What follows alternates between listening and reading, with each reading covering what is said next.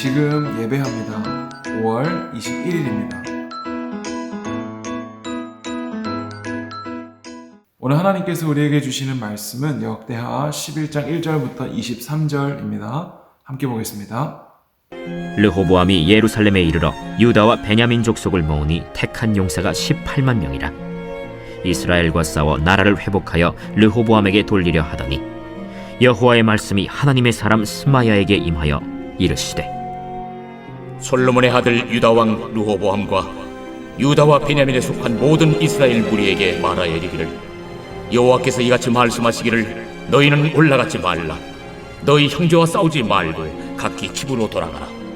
이 일이 내게로 말미암아 난 것이라 하셨다 하라. 하신지라. 그들이 여호와의 말씀을 듣고 돌아가고 여로보암을 치러 가던 길에서 되돌아왔더라.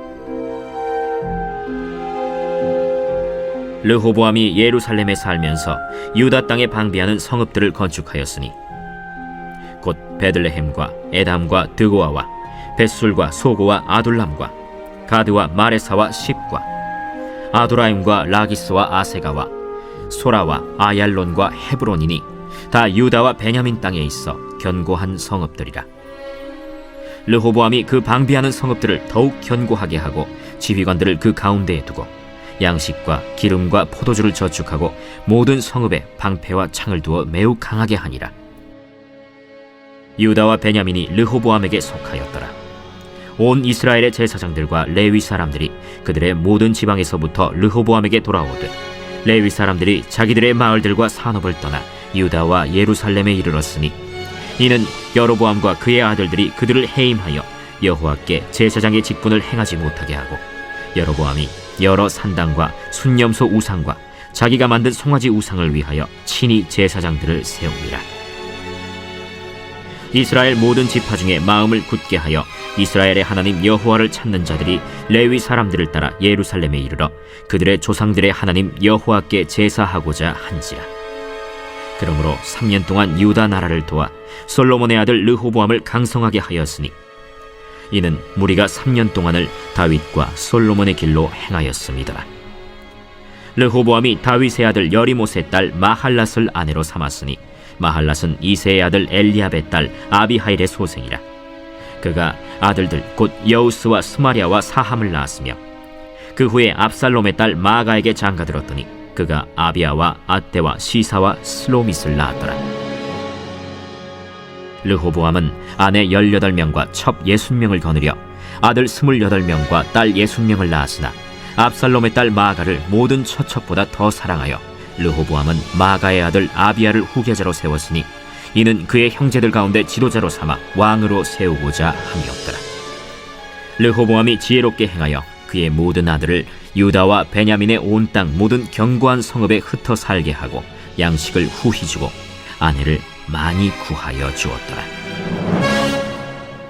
남유다 왕 르호보암은 군사들을 모아서 북이스라엘을 빼앗으려고 합니다. 그러나 하나님의 말씀이 스마야 선지자에게 임하여서 그렇게 하지 마라. 이 모든 일은 여호와로 말미암아 일어난 것이다 라고 이야기하십니다. 그래서 가던 길을 돌이켜서 남유다의 성읍들을 건축하고 견고하게 나라를 보강하기 시작합니다. 그런데 북이스라엘에 있었던 레위지파 제사장들이 남유다로 도망을 치게 됩니다. 이스라엘이 분열될 때 하나님의 이름이 어디 있다고 했죠? 바로 다윗의 집 남유다에 있었습니다. 그런데 북이스라엘의 왕 여로보암은 이 레위지파 제사장, 이 여호와 하나님의 제사장들을 다 폐위시키고 수렴소 우상과 송아지 우상을 만들어 제사할 제사장들을 따로 세우게 됩니다. 그래서 여호와 하나님을 예배하기 원했던 수많은 레위지파 제사장들은 북이스라엘에서 도망쳐서 남유다로 내려오게 되죠. 그리고 그들은 남유다에서 하나님을 예배하고 찬양하게 됩니다.